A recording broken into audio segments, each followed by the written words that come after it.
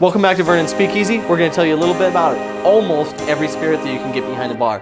We'll start with vodka. Now, that one's a neutral spirit. It's made from usually grains, some sort of potato, something along those lines, fermented, and it is very easy to add into any cocktail, the ultimate mixer. Sometimes when you get into different premium vodkas, you get a couple different botanicals and a couple different excesses of flavor on there that really play into the overall cocktail. Gin is a spirit that is primarily fermented with juniper berries, but it also has a whole wide range from London dry gin to an Old Tom style gin. There's so many different blends of botanicals that you can get on these.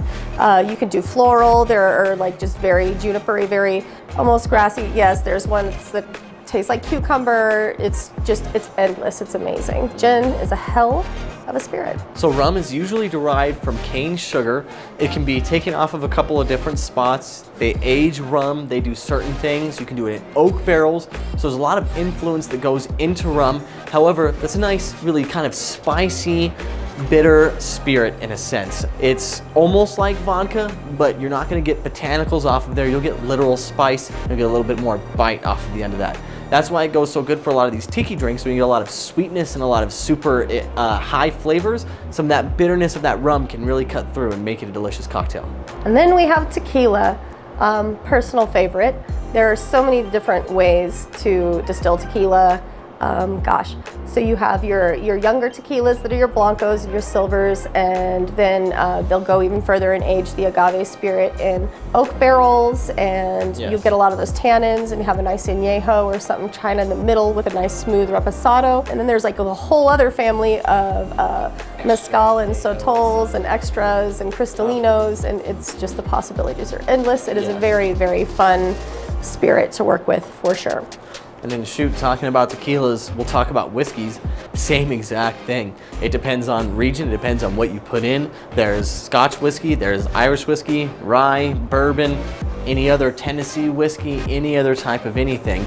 And the list goes on and on. The ways you distill it, you can unfilter it, you can filter, there's blends.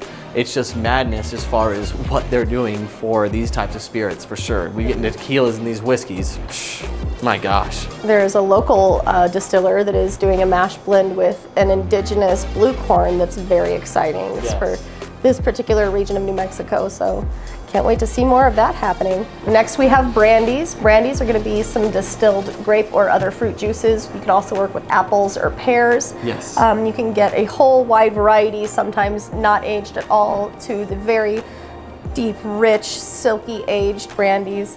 You can also have a whole lot of spice notes in them, lots of caramel notes.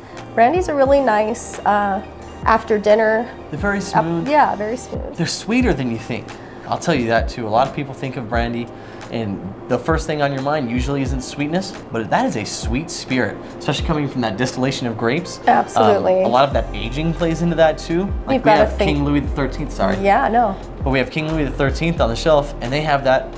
Every bottle has King Louis XIII's personal brandy in it. How much brandy's in there, we don't know, because it's a blend of hundreds of different cognacs and brandy to try to go into there. But you get a lot of different flavor notes off there, and brandy is often underestimated. Absolutely. And that's it as far as our in-depth of spirits.